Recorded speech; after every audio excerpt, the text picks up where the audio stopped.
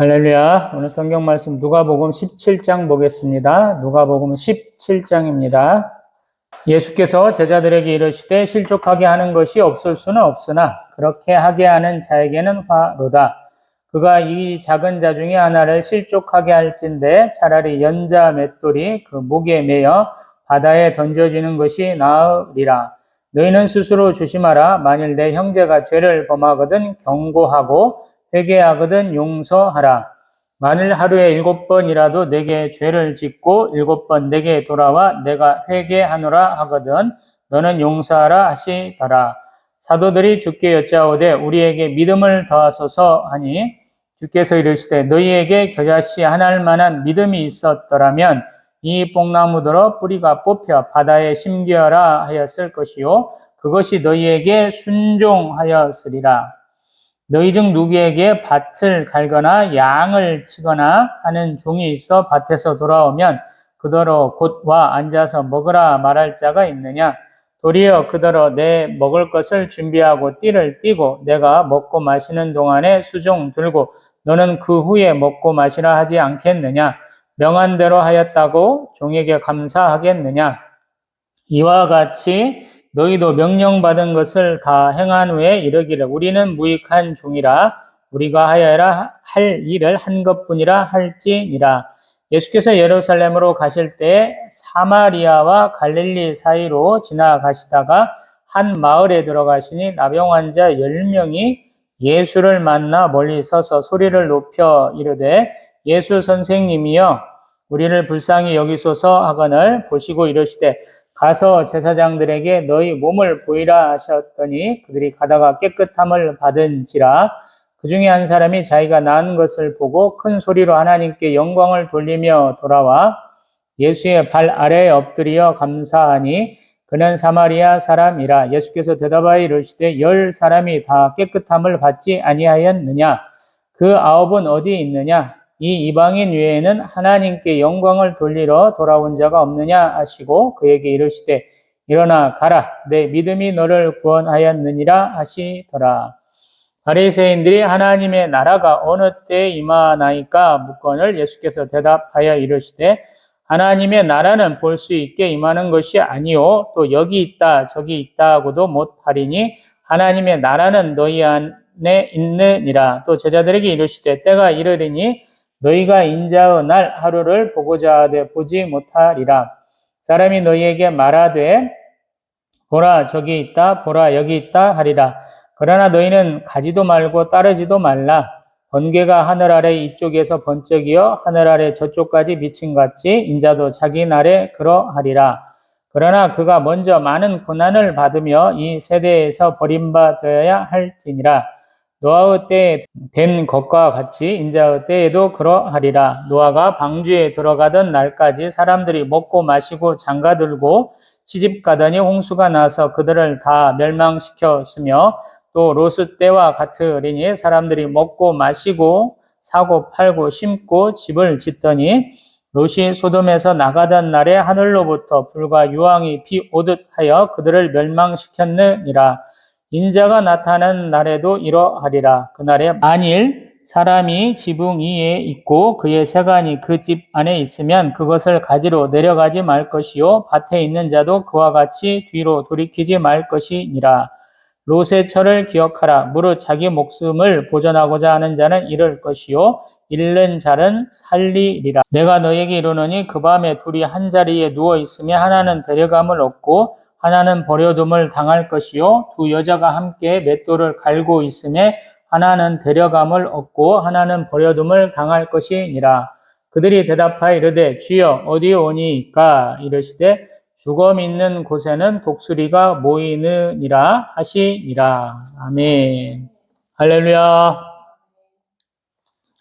누가복음 17장까지 왔어요.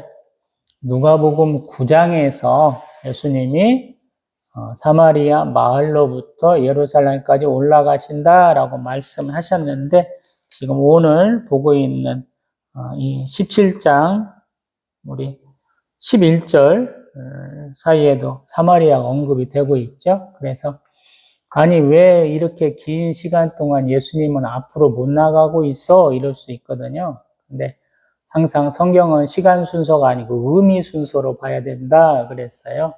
그래서 예수님이 지금 다양한 사람들을 만나서 다양한 주제를 가지고 그들과 얘기하고 있다라고 우리가 안다면 더 좋을 것 같아요.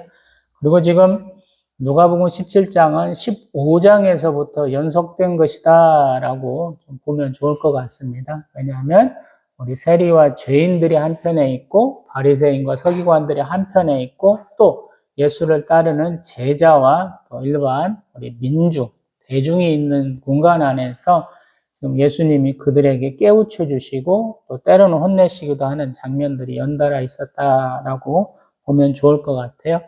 그래서 앞에 15장, 16장은 주로 우리 세리와 죄인, 또 바리새인과 서기관들에 대한 얘기를 하면 17장부터는 제자 양육으로 조금 넘어오는 듯한 그런 느낌입니다. 물론 이 세 부류에 대해서 예수님은 다 같이 적용되는 얘기도 좀 하고 있었어요. 그러나 우리 이제 17장에 오니까 조금 제자 양육에 대한 부분으로 옮겨가는 것 같고 또 예수님이 어떤 존재가 되어서 이렇게 양 무리들 또 세 부류에 대해서 말씀을 하시는가 드러내는 것 같다라는 생각이 좀 듭니다. 1절부터 보면 실족하게 한다 그래요. 뭔가 좀 일이 잘못돼가지고 하던 일 잘 못하는 거, 자신의 삶의 방향에서 좀 벗어나는 것이죠. 되게 실족하게 한다라고 구약에서 신약에서 얘기하면 되게 하나님의 백성은 하나님을 향해서 나아가는 길, 구원으로 나아가는 길을 좀 얘기하는 것 같다라는 생각이 좀 들어요. 그래서 이 작은 자 중에 하나라고 그러는데 이 사람들을 학자들은 되게 우리 죄인들, 세리들을 많이 얘기를 하거든요. 이 사람들을 구원하기 위해서 예수님 지금 말씀하고 있고 스스로 화를 자처하고 있죠. 예수님은 우리 세례 요한과는 조금 다른 분이시죠. 그래서 사람들과 이렇게 잘 어울리시는 분, 또 찾아가시는 하나님의 그런 모습이죠. 세례 요한은 불러들이는 듯한 그런 모습. 광야에서 우리 사역하시는 선지자적 모습이 더 강하셨죠. 그래서 이러한 사람들, 잘못 가고 있는 사람들은 잘못 간다고 내치는 게 아니고 죄 지은 자들을 예수님 불러들이셔서 이렇게 그들을 다시 구원의 길에 들어서도록 하나님을 향해서 나아가도록 권면하고 있는데 만약에 그들이 실족한다, 더 잘못된다 그러면 그렇게 한 사람은 벌 받는다라는 거. 잘못한 사람의 목에 뭐가 매이냐면 연자맷돌이다 그래요. 연자맷돌은 뭐냐면 짐승들이 이렇게 굴리는 거예요. 성지순례 가서 이렇게 봤더니만 몇 톤짜리예요. 작은 것들은 뭐 우리 맷돌처럼 이렇게 걸리는 게 연자맷돌은 예전에도 우리도 큰 거 돌렸거든요. 그래서 뭐 올리브유 짤때 같은 경우에 쓰이는데 굉장히 큽니다. 그래서 엄청난 이 심판이다라고 봐야 돼요. 그리고 그것만 매는 게 아니고 바다에 던진다 그래요. 그러니까 먼 거죠. 가까운데 보이는 거죠. 갈릴리 호숫가에다 던져 놓겠다라고 말씀하시는 거니까 엄청난 죄다라는 거예요. 그래서 함부로 정죄함이 이렇게 허용되는 게 아니에요. 예수님이 때로는 혼내치시고 때로는 막 응원하시고 그러는데 하나님이니까 가능한가요? 또 다른 성경에서는 선지자니까 그런 게 가능한가요? 근데 평신도 입장에서 하는 것은 좀 바람직하지 않다라는 생각이 들어요. 하나님 되시니까 또 선지자적 사역을 하고 계신 예수 그리스도니까 이렇게 심판의 메시지를 주고 있는 것 같아요. 그래서 제자들에게 무엇하라 그러냐면 스스로 조심하라 라는 거예요. 심판하시는 분은 하나님이시니까 우리가 자의적 판단으로 뭔가를 하지 말라라는 거예요. 그래서 죄를 좀 잘 용서해라 라는 거예요. 우리가 주기도문에서 우리가 다른 사람들 잘 용서하라, 우리의 죄를 먼저 돌이켜봐라 라는 뜻이 많은 것처럼 여기도 그렇다라는 거예요. 그래서 형제가 죄를 범하면 1차로 경고한다. 근데 바로 회개하면 용서까지 해줘라 라는 거예요. 근데 그런 과정이 7번 반복돼도 해줘라 이렇게 얘기하거든요. 참 어려운 거죠. 어떻게 이렇게 할 수 있겠어요? 근데 예수님 이렇게 하라라고 말씀하셔요. 그래서 참 어려운 거죠. 이것은 뭐 역사적으로는 카노사의 굴욕이다. 그래서 황제와 황제하고 우리 교황 사이에 있었던 일도 이제 이 부분 때문에 일이 이제 벌어지는 것들이 좀 있죠. 그 다음에 사도들은 그렇게 용서하려고 하다 보니까 무엇이 필요하겠느냐라는 생각을 잠깐 했던 것 같아요. 그래서 우리에게 믿음이 더 있으면 우리가 잘못했을 때 경고도 하고 또 회개할 때 용서도 할 수 있을 것 같아요. 라는 의미로 우리에게 믿음을 더하소서 이런 얘기를 하는 것 같아요. 그런 것에 대해서 예수님 무엇이라 얘기하냐면 겨자씨 하나 할 만한 믿음이 있으면 된다 그래요. 우리가 흔히 알고 있는 우리가 먹는 겨자씨는 노란 겨자씨예요. 근데 검은 겨자씨는 그거의 10분의 1도 안 되거든요. 근데 이스라엘 땅에는 이 검은 겨자씨보다 더 작은 씨가 있다고 그러긴 해요. 근데 통상적으로 가장 작은 물건을 일컬을 때, 말할 때 겨자씨 한 알이라는 표현을 많이 한다고 그래요. 근데 믿음이 그만큼만 있으면 뽕나무가 뽑혀가지고 우리 바다에 심긴다 해도 심겨진다라는 거예요. 참 대단하죠.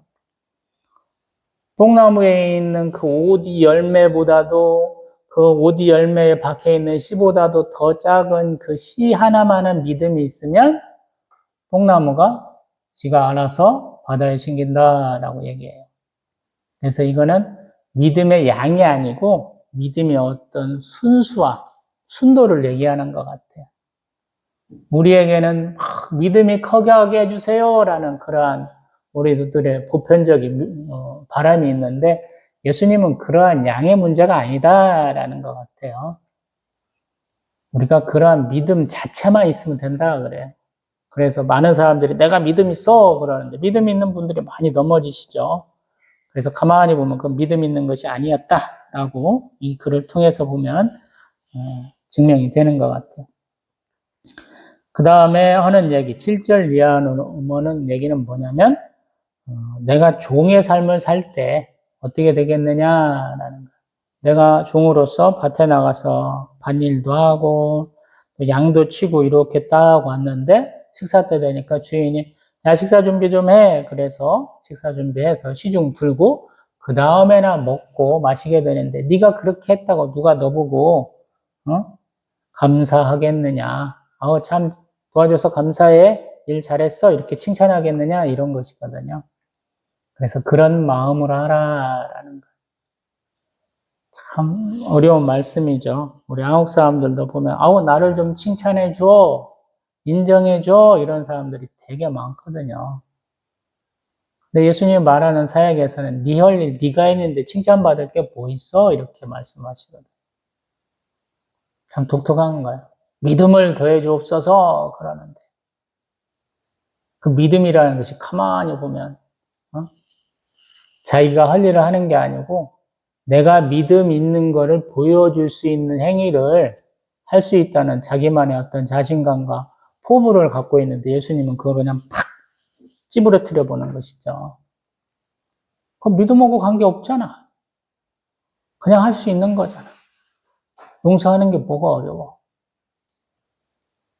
경고하는 게 뭐가 어려워? 이렇게 하잖아. 그래서 어려운 거야. 한국 교회는 그런 게 많이 없죠. 가끔 가다가 외국에서 나오는 경건서적들이 있다 보면 참 독특한 사람들이다 그래요. 개인주의가 좀 있어서 그런지 내가 이렇게 말했는데 주변 사람이 내가 보기엔 아니야 라고 지적질을 한다라는 거 당당하게. 우리는 그렇지 않죠. 누가 얘기하면 쌈나기 싫으니까 인정해버리잖아요. 이게 다 따로 국밥들이잖아요. 다 믿음 있는 줄 알아요. 사실은 믿음이 없는 거죠. 어떤 면에서는. 여기 이렇게 얘기하잖아요. 나의 믿음의 점검은 누구로부터 오느냐라는 하나님으로부터 온다라고 얘기하잖아요. 하나님이 나에게 주신 일은 때로는 이렇게 경고하고 때로는 회개해야 된다라고 얘기하잖아요. 회개하면 또 용서해 줘야 된다. 쉽지 않잖아요, 이런 거. 경고하기가 쉽지 않고 회개한 걸 인정하기가 쉽지 않고 또 그것을 용서하기가 또 쉽지 않은 거죠. 우리 10절 마지막에는 그 얘기를 해요. 우리가 하여야 할 일을 한 것뿐이다. 신앙생활은 뭔가 칭찬받기 위해 하는 게 아니고 우리에게 맡겨진 사역을 그냥 해내는 거예요. 그래서 너무너무 어려운 것이죠. 그 다음에 이제 독특한 일화를 또 하나 놓고 있는데, 예루살렘으로 가시는데 사마리아와 갈릴리 사이로 지나가신다 그래요. 되게 우리 요단강 동편을 통해서 사람들이 많이 이렇게 왕래를 하죠. 왜 그러냐면 사마리아 땅에는 이방인들이 살던 땅이어서 좀 불결하게 여기고 그 사람들과 교제하는 것도 좀 망설이기도 하죠. 요한복음 3장. 사마리아 수가성 여인하고 대화를 보면 우리가 능히 알 수 있죠. 또 우리 앞에는 아니고 좀 지나가 보면 그런 경우가 있죠. 우리 이웃의 개념에 대해서 예수님 물으실 때 두들겨 맞고 이렇게 내방쳐진 사람을 제사장도 안 돌봐주고 레위인도 안 돌봐주고 이방인이 돌봐주는데 그 사람을 그 사람을 이웃이다 칭하게 하시는 그 말씀으로 한번 깨우쳐 주시잖아요. 지금 나병 환자 일명이다 그래요. 나병 환자는 사람들이 사는 곳 가까이서 살 수가 없어요. 율법상. 그리고 사람들과 교제가 좀 제한이 되는데 이 사람들이 예수를 만나서 멀리 서서 이 사람들도 자기 주제 파악을 잊고 율법을 따르는 거에서 멀리서 소리 높여서 예수 선생님이여 우리를 불쌍히 여기소서라고 외친다라는 거예요.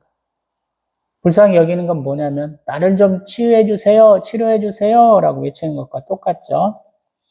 그래서 예수님 뭐라고 하냐면 가서 제사장들에게 너희 몸을 보이라. 아무것도 안 했어. 근데 가서 너희들 깨끗한 몸 보여줘봐. 이렇게 하니까 가다 보니까 정말로 나병이 나았다. 참 놀랍죠. 근데 가다 보니까 한 명만 와가지고 하나님께 영광 돌리고 예수의 발 앞에 엎드려서 감사한다. 근데 그는 사마리아 사람이다. 독특하죠. 그리고 예수님이 그러한 사람을 보면서 주변 사람들한테 또 들으라고 다 얘기를 하는데 뭐라고 하냐면 10사람이 다 깨끗함 받았잖아. 근데 9은 다 어디 가고 이 사마리아 사람만 하나님께 영광을 돌리러 돌아왔느냐? 가르치면서 그 사마리아 사람에게 일어나 가라. 내 믿음이 너를 구원하였다. 아멘. 이게 믿음이 연속된 거예요. 앞에서부터 믿음을 얘기를 하잖아요. 믿음은 이렇게 자기를 구원할 수 있어요. 나병이라고는 남들로부터 이렇게 격리되고 자신이 절대 고칠 수 없다고 생각하는 이 불치의 병도 깨끗하게 고침받을 수 있는 거예요. 예수님은 내 믿음이 너를 구원하였다 이 얘기를 누가복음에서 제법 많이 하죠. 누가복음 7장에서는 우리 바리새인 서기관에 해당하는 사람 집에 와서 식사 대접받는데 죄 지은 여인이 와서 향유를 이렇게 부어드리는 사건이 있었잖아요. 또 8장에 가면 우리 12회를 혈류병을 앓았던 여자가 예수님이 그 옷자락 치치트라는 것을 잡아서 구원받았었고요. 오늘 보는 장면이 있고 또 18장에 가면 여리고 맹인이 한 명 또 있어요. 그 사람이 소리 질러가지고 예수님이 그 말씀을 해주시는 거거든요. 그래서 참 믿음이란 건 뭐냐? 아까 얘기한 것처럼 겨자씨 안 할 만한 믿음이면 충분하다라는 거예요. 믿음의 양을 우리는 자꾸 요구하는데 믿음이라는 자체만 있으면 된다라는 거예요. 눈에 보이는 정도의 큰 그러한 지금 제가 보고 있는 성경에 마침표, 쉼표 정도에 해당하는 그런 믿음만 있으면 모든 게 해결된다라는 거예요. 그래서 참 믿음이 얻기 어려운 것이구나. 또 성령의 은사 중에 하나구나. 이런 얘기를 할 수 있는 것이죠. 그 다음에 20절부터 이런 얘기를 쭉 봐왔다라는 거예요. 그래서 바리새인들이 듣고만 있을 수는 없는 거죠. 항상 자기하고 대결하는 사람들, 똑똑한 사람은 똑똑한 대로, 율법으로 싸우는 사람들 율법으로 싸워야 되거든요. 그래서 다 순응하는 게 아니에요. 예수님이 계속 이렇게 바리새인들, 서기관들, 장로들,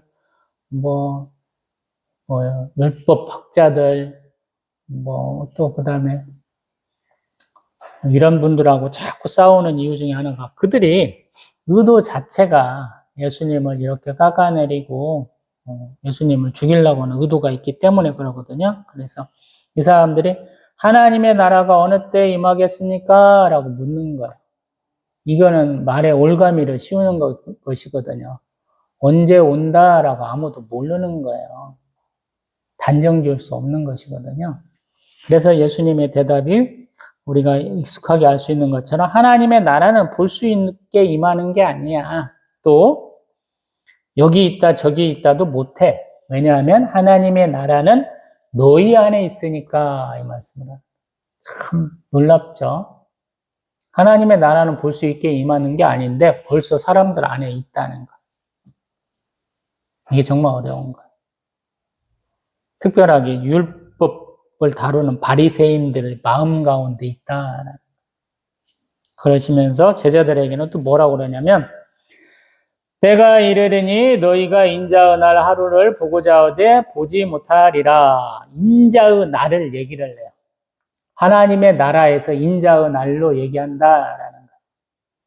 그래서 우리가 신학적으로 예수님이 성육신 하시고 공생의 기간 시작하시면서 벌써 하나님 나라, 천년왕국이 시작됐어 이렇게까지도 얘기하잖아요. 예수님이 이렇게 지상에 임하심으로써 성육신하심으로 하나님의 나라가 벌써 임하기 시작했다. 이렇게 단적으로 얘기할 수 있는 것이거든요. 그래서 예수님이 제자들에게 그 얘기를 바로 붙여서 얘기를 하시는 거예요. 깨닫게 해주려고. 사람들이 여기 있다 저기 있다 해도 너희는 가지도 말고 따르지도 말라라는 거예요. 번개가 하늘 아래 이쪽에서 번쩍이고 저쪽에서 번쩍인 것 같이 인자도 자기 날에 그러하다라는 거예요. 번쩍번쩍 하신다라는 거예요. 여기 있다 저기 있다 못한다는 거예요. 그러나 어디에도 있다라고 볼 수 있는 것이죠. 그러시면서 25절 뭐라고 하시냐면 그가 먼저 많은 고난을 받으며 이 세대에게 버림받아야 한다라고 얘기해요.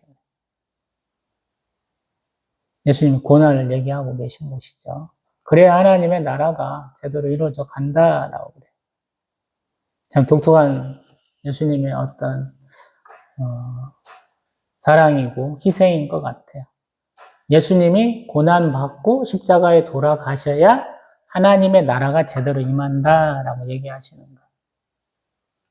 참 독특한 거예요. 왜냐하면 우리 죄인들은 하나님 앞에 이렇게 바로 가기가 어렵다라는 기본적인 전제를 우리가 깨닫고 있어야 이 말이 이해가 가는데 이 부분을 많은 분들이 놓치고 계시죠. 나는 항상 바르게 살아왔어 이렇게 많은 분들이 생각하거든요. 하나님이 요구하시는 정도가 굉장히 높다라는 것을 생각을 해봐야 돼요. 하나님이 문턱을 이렇게 높은 것을 내려놓으셨기 때문에 우리가 거기를 넘어서 하나님 나라에 들어갈 수 있는 것이지 우리 자체로는 안 된다라는 거예요.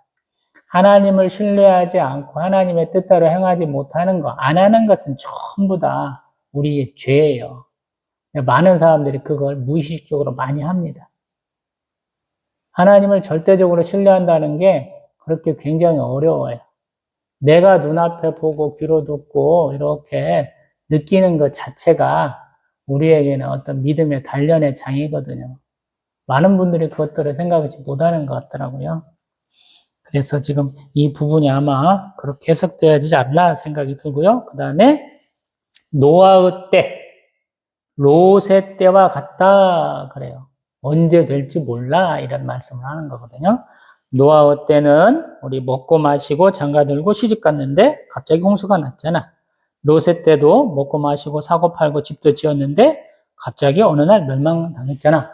이런 것이고 그래서 30절 인자가 나타나는 날에도 이러하다. 참 그래서 우리가 듣다 보면 뭐지? 우리 24절에는 인자가 자기 날에 그러하다라고 그러는데 예수님 꼭 십자가 고난만 얘기하시나? 근데 가만히 보면 하나님의 나라는 예수님의 성육신으로 시작됐지만 또 하나님 나라가 정말로 임하는 때는 언제냐면 예수의 재림이다라고 볼 수 있죠. 자연재해와 함께 와요. 예수님이 하고 싶은 얘기를 제가 이제 잘 해석할 수는 없지만, 가만히 보면 예수님이 우리 세상의 멸망 때 오신다, 이런 생각이 들어요. 그렇기 때문에 32절. 롯의 철을 한번 생각해봐 라고 말씀하시는데, 뭐라고 하냐면, 자기 목숨을 보존하고자 하면 잃고, 또 잃는 자는 살리라 라는 거예요. 그래서 가만히 돌아보지 마 했을 때 돌아봤죠. 그래서 우리 33절, 34절 이하로 보면 둘 중에 하나, 밤중에 누워있다가 둘 중에 하나는 데려가고, 또 35절, 둘이 맷돌 가다가 하나는 잡혀간다. 이런 얘기를 하잖아요. 이게 반드시 선택이 있다라는 생각이 들어요. 둘 중에 하나는 데려가면 당하니까 선택이에요, 선택. 내가 어떤 길을 바라보고 사느냐라는 것이. 또 그 다음에 37절, 주여 어디입니까? 이런 얘기를 해요. 우리 20절에 바리새인들은 하나님의 나라가 어느 때, 시간에 대한 문제로 봤는데, 우리 37절 제자들은 장소에 대한 문제로 얘기를 하거든요. 심판을 얘기를 해요, 심판을. 그러다 보니까 예수님은 37절, 죽음 있는 곳에는 독수리가 모인다라고 대답하셔요. 굉장히 중의적인 것 같아요. 근데 어떤 것을 당장 생각할 수 있냐면, 이스라엘의 멸망은 AD 70년. 예루살렘이 포위 공격당해서 다 200만 명 이상 죽고 멸망당할 때죠. 그때 로마군의 상징이 뭐냐면 독수리 상이잖아요. 로마 군단은 항상 독수리 상을 이렇게 들고 다니니까 그런 것이라고 얘기도 할 수 있고, 또 한편으로 보면 죽음이 있는 곳에 당연히 새와 짐승들이 모이는 것이죠. 당연히 보일 거야, 이런 생각도 들기도 하고요. 이 부분은 사실은 저한테 해석해봐 그러면 저는 해석 못해요. 미래의 일이라서. 많은 분들이 예수님은 세상의 때 심판주로 오신다 이렇게 말씀을 하는데, 항상 저는 예수님의 메시지, 선지자들의 메시지, 하나님의 그러한 말씀들은 그 당시 하나님 앞에서 말씀을 듣는 자가 당사자가 되어야 됩니다라는 얘기를 꾸준하게 해왔죠. 그러면 이 백성들, 들고 있는 사람들의 멸망의 때는 AD 70년이 되겠죠. 그러면 이 말씀을 예수님이 자기 사후 몇십 년 후에를 지금 말씀하시고 계시다라고 해도 충분하게 설득력이 있거든요. 근데 항상 성경의 말씀은 중의적이에요. 제가 계시의 점심성이라는 얘기를 많이 하는데, 산 위에 올라봤더니 저 앞에 산이 있어, 이런 거랑 똑같거든요. 그리고 한 가지의 의미를 가지고만 얘기하시지는 않아요. 굉장히 중의적 의미가 많습니다. 우리가 뭔가 이 일을 하나 했어. 근데 한 가지 의미만 있는 게 아니고 몇 가지 의미를 중첩하는 경우도 있으니까, 단순하게 예수님은 심판의 때를 얘기하는 것 같지만, 또 한편으로 보면 이게 정말로 세상의 마지막 날의 심판에도 동일하게 맞을 수 있는 것이거든요. 그래서 이것만 갖고 어떻게 해석을 하겠어요? 그렇죠. 우리 이제 사도들 이제 공동서신 다 봐야 되고, 요한계시록 한 번 더 봐야 이게 더 명확해지는 것이죠. 예수님의 이 심판의 메시지도 또 앞에 구약에서부터 온 것이니까 그것을 또 이렇게 봐서 이렇게 잘 보면 더 좋겠죠. 이만큼만 놓고 봅니다. 예수님은 서로 갈라져 있는 사람들, 특별하게 돈을 좋아하는 사람들한테 지금 말씀을 하고 있는 거거든요. 은근히 우리 바리새인과 서기관들은 돈을 좋아한다 그랬어요. 왜냐하면 이 사람들이 하고 있는 직업의 특성 때문에 그래요. 이 사람들은 국제 언어인 아람어들을 평상시에 쓰고 있는데, 자기들의 율법책, 우리 정경은 히브리어로 되어 있기 때문에 그것을 읽고 해석할 수 있는 사람들이 극히 드물다라는 거예요. 그리고 그런 역할을 해주는 사람들이 서기관들, 바리새인들이죠. 그래서 그 사람들이 성경을 필사하면 일반 노동자들보다 굉장히 높은 고임금을 받는다라는 거예요. 그리고 자기 일상생활에서 지도자로 마을에 어두운 대접을 많이 받는다라는 거예요. 그래서 그것을 통해서 쉽게 부를 축적할 수 있다라는 거예요. 반대로 보면 이렇게 바리새인들 서기관 되기가 너무 어려워요. 어렸을 때 초등학교 교육을 받을 때는 모세 오경만 이렇게 암송을 하고 하면 되는데 본격적으로 이렇게 내가 율법을 연구해야지 이 길에 들어서야지라고 생각을 하고 열심을 들면 보통 한 40까지는 해야 돼. 자기 인생 한 30년 걸려가지고 여기까지 올라올 수 있는 거야. 우리 대한민국의 지금 직업 중에 사자 직업을 가지기 위해서는 굉장히 공부를 많이 해야 되죠. 돈도 많이 들어가요. 그래서 월급도 많이 받는 것이고 지식인이라고 우리가 통칭해 주는 거죠. 이 바리새인 서기관들도 마찬가지. 드리는 시간도 많고 또 돈도 많이 들어가야 돼. 그래서 그 사람들이 항상 그것을 조절을 잘 해야 되는데 그 부분이 항상 문제가 되는 것이죠. 그리고 자기들 말 한마디에 돈이 왔다리 갔다리 하다 보니까 아주 쉽게 돈을 벌어요.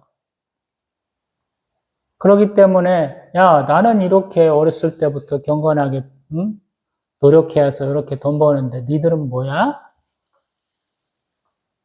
죄인들, 세리들을 우습게 보는 거죠. 니놈들은 뭔데 로마한테 이렇게 빌붙어갖고 기생충처럼 파리 모기처럼 우리 귀찮게 하니 이렇게 할 수 있는 것이거든요. 성경에서 예수님이 비난을 많이 받으니까 그렇게 하지만 일상생활에서는 똑같아요. 우리도 충분히 납득할 수 있는 상황일 거예요. 왜 그들을 싫어하냐고 그러면. 세례 요한한테도 되게 욕먹었잖아요. 세리와 죄인들은 욕을 많이 먹었어요. 군인들도 욕을 많이 먹었어요. 물론 뭐 서기관들 바리새인이라고 욕 안 먹지는 않았습니다만 그런 그들을 놓고 예수님이 말씀하시는 거예요. 예수님의 말씀의 요지는 항상 죄인도 구원하신다라는 거예요. 그리고 제자들에게는 그것을 또 감당해야 된다라고 말씀하고 계시거든요. 제자들 입장에선 가장 어려울 거예요. 세상 사람들이 자기를 우습게 알거든요. 세리도 있고 어부도 있고 뭐 정통 유대인은 별로 없고 예수님 팔아먹은 가룟 유다만 정통 유대인이고 나머지는 그냥 대충대충 유대인의 무리에 속하는 사람들인 것 같다라고 얘기하잖아요. 자격도 없고 능력도 없는 사람들이에요. 쉽게 말하면. 세상 사람들이 예수님 왜 저런 핫바리들을 제자로 삼고 사도로 파송했어? 이렇게 말할 수 있는 부류다라는 거예요.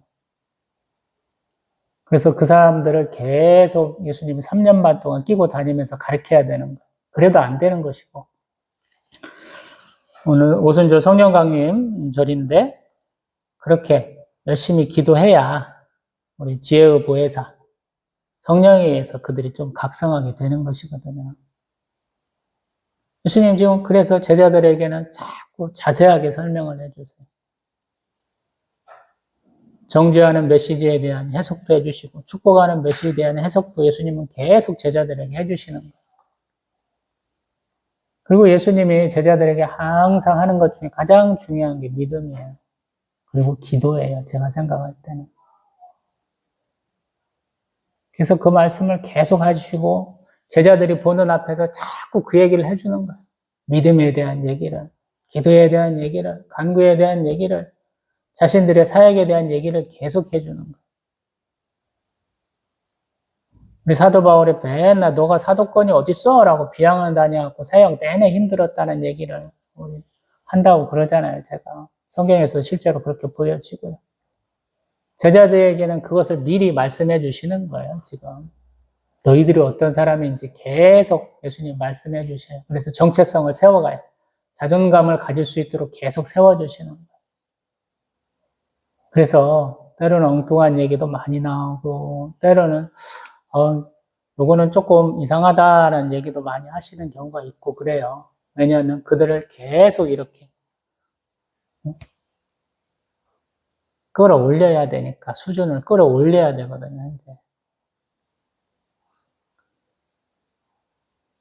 하나님이신 예수 그리스도를 증거하기 위해서 어느 정도나 알아야 되겠느냐 우리가 고민할 수밖에 없잖아요. 우리 자체도 어느 정도를 예수를 우리가 알고 그의 성육신과 십자가 고난과 사랑과 또 부활을 얘기할 수 있겠느냐, 재림을 얘기할 수 있겠느냐라는 문제가 발생을 하잖아요. 결국에는. 그래서 제자들에게 이렇게 다양한 상황 가운데 다양한 사람들이 얘기를 계속 해주고 고민을 이렇게 하시는 거예요. 우리 신앙생활도 마찬가지거든요. 한편으로 보면 나는 그냥 나 홀로 하나님이 쓰시는 대로 혼자 살면 충분하지 않을까 그러는데 성경에는 홀로 하나님이 쓰시는 분이 별로 없어요. 항상 하나님의 백성은 하나님을 반대하고 하나님을 믿지 않는 사람들과 꼭 이렇게 투덕투덕 싸우게 하시고 피 흘리게 하시는 경우가 참 많아요. 왜 그러겠느냐? 그래야만이 알게 되거든요.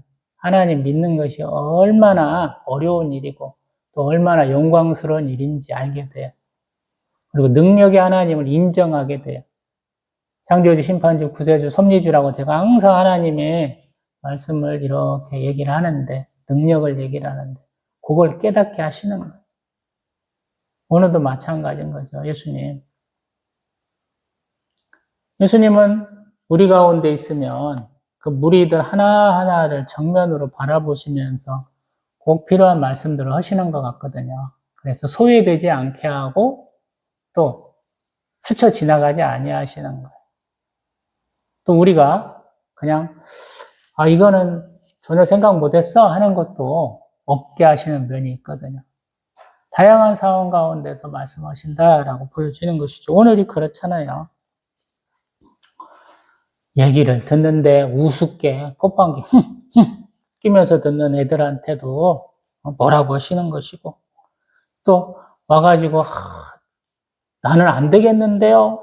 이렇게 하고 있는 실망감 있는 애기들에게도 자꾸 얘기를 하시는 것이고 막 급해 죽겠는데 그 와중에 정신 차리고 와가지고 하나님 앞에 영광의 찬송을 올려드리는 이 사마리아 나병 환자 굳이 와가지고 감사를 표할 때 칭찬을 한 번 더 해주는 거죠. 네 믿음이 너를 구원하였다라고 하시잖아요. 또 하나님의 나라를 시간 개념으로 보는 사람, 공간 개념으로 보는 사람들에게 조금 다른 생각을 가질 수 있도록 해주는 거죠. 우리도 마찬가지. 예배 어디서 드려야 됩니까? 예배의 장소를 묻는 우리 여인에게 하나님 앞에 어떻게 예배 드려야 돼? 영과 진리로 예배 드려야 돼? 하잖아요. 예배의 대상과 예배의 방식에 대한 얘기를 하셨잖아요. 항상 그렇거든요. 하나님은 우리에게 대해서 관심이 계시고 또 사랑을 베풀어 주실 때 우리가 항상 질문하는 내용을 보면 항상 정답에서 벗어난 엉뚱한 얘기들 많이 할 때 하나님은 그것을 정답 안으로 적어도 상식적인 질문이 될 수 있도록 하나님 자꾸 불러 모으시고 자꾸 인도하시거든요. 그걸 거부하고 그냥 일방적으로 그냥 테이프 틀어놓은 것처럼 CD 돌리는 것처럼 반복적으로 때려 박듯이 하는 것은 잘못되었다라고 제가 몇 차례나 말씀드려보죠. 그래서 가장 좋은 방식이 뭐냐? 무엇을 먹을까, 무엇을 마실까, 무엇을 입을까 다 아신다 그러잖아요. 우리 산상수훈에서 하나님 나라와 그의 의를 간구하라, 구하라 그러시잖아요. 그러면 너희들 필요한 거 다 공급하실 거야? 뭐 그러기만 하나요? 또 가면 믿고 구하는 것을 하나님이 다 주실 거야? 이렇게 말씀하시죠. 믿게 되면 사소한 것보다는 조금 큰 걸 많이 기도하게 되죠. 당장에 먹고 사는 문제보다 하나님 나라 또 그의 구원 사역에 대한 것들을 구하게 된다. 우리가 좀 성숙하면 그렇게 되지 않을까? 그런 생각을 좀 해보게 됩니다. 항상 때와 장소는 우리의 결정권이 아니에요. 하나님이 하시는 거예요. 그래서 항상 우리는 준비된 자, 또 내가 맡겨진 일을 그냥 칭찬받거나 좀 나를 나타내려고 하는 게 아니라 묵묵히 할 때 하나님 칭찬해 주시거든요. 제자들의 사역을 그렇게 하라라고 말씀하시는 거. 사람들은 한국 사람들은 특별하게 이름 내는 걸 참 좋아해요. 근데 이스라엘 사람도 마찬가지예요. 이 땅에 우리의 이름을 내기 위해서 바벨탑을 지었던 사람들의 후손이거든요. 우리는 다. 하나님의 명령보다는 우리 이름을 끝까지 남겨보자. 이게 우리의 기본적인 습성이에요. 근데 예수님은 그거 하지 말라라고 그러거든요. 네가 안 해도 하나님이 기억하신다.